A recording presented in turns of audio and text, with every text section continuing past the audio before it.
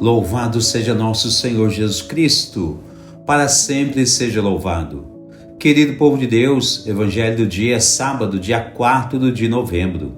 O Senhor esteja convosco, Ele está no meio de nós. Proclamação do Evangelho de Jesus Cristo segundo São Lucas. Glória a vós, Senhor. Aconteceu que num dia de sábado, Jesus foi comer na casa de um dos chefes dos fariseus, e eles o observavam.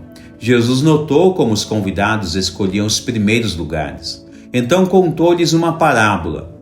Quando fores convidado para uma festa de casamento, não ocupes o primeiro lugar. Pode ser que tenha sido convidado alguém mais importante do que tu. E o dono da casa, que convidou os dois, venha te dizer: dá o lugar a ele. Então ficarás envergonhado e irás ocupar o último lugar. Mas quando fores convidado, vai sentar-te no último lugar.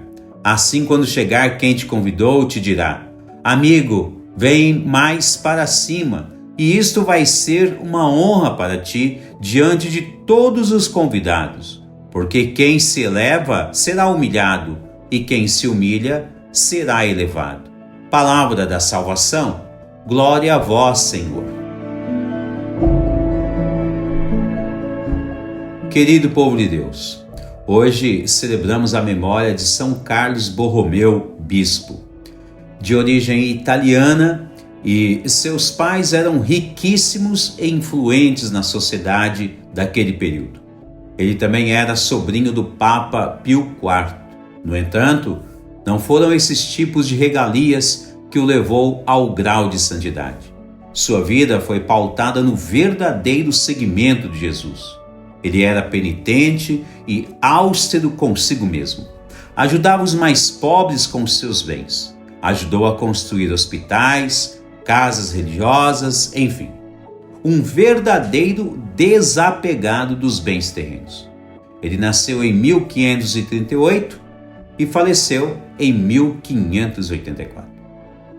Já na liturgia de hoje, notamos o quanto Deus, que é Senhor de toda a história, pode transformar tudo em coisas boas. Exemplo disso é a primeira leitura, que narra parte da história do povo israelita, enfatizando os seus erros pessoais, comunitários e também históricos.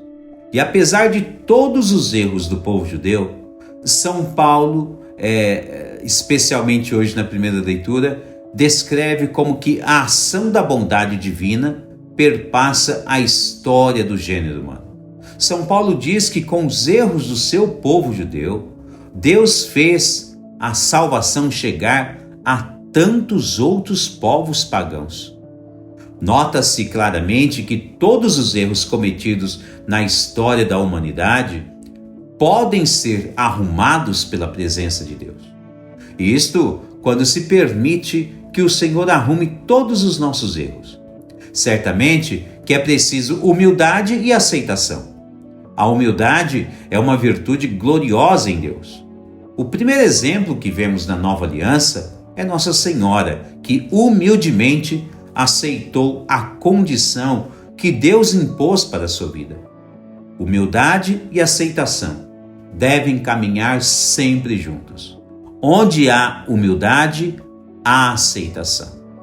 Com efeito, onde falta humildade, existe o orgulho ou a presunção.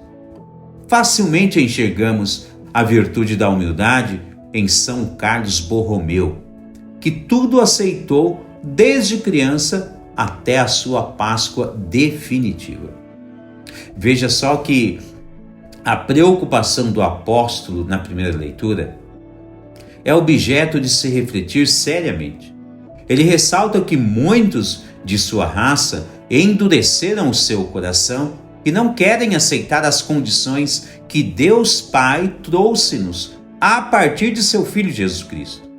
Apesar disso, o apóstolo, inspiradíssimo, anuncia que se houver docilidade nos corações, Deus tudo pode transformar. Uma belíssima lição para cada um de nós. Imaginemos quantos erros não cometemos diariamente em nossas vidas. Às vezes, Pode ser que esta ou aquela pessoa não aceite ter algum tipo de erro em sua vida. E talvez sempre queira colocar a culpa em outras pessoas ou outras situações exteriores a ela. Se isso acontecer, lembremos que é uma atitude presunçosa. E diante disso, fica muito mais difícil Deus ajudar com o seu infinito amor tal pessoa. São Paulo nos chama a atenção que, ao reconhecer nossas falhas, Deus pode transformá-las em grandiosas bênçãos.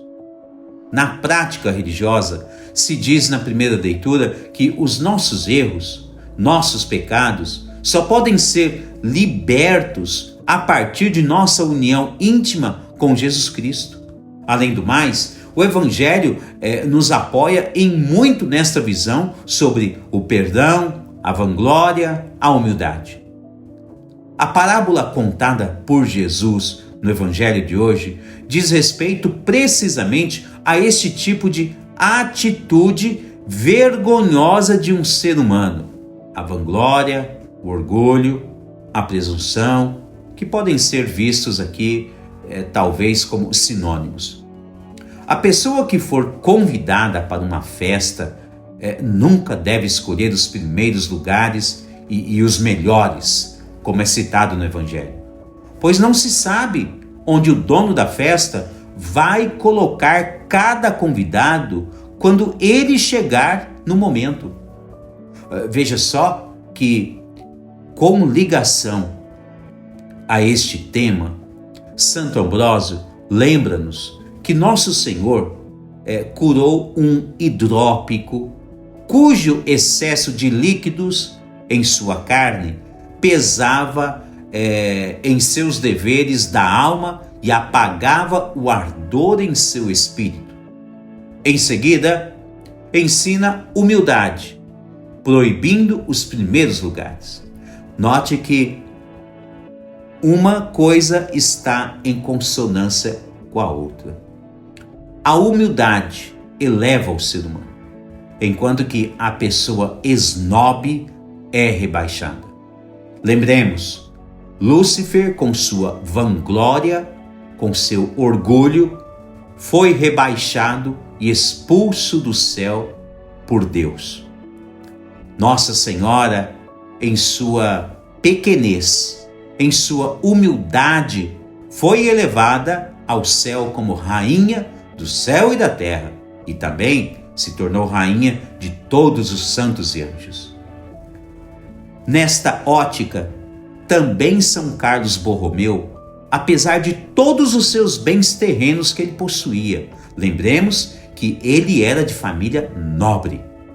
Apesar de tudo isso, ele nunca foi uma pessoa esnobe.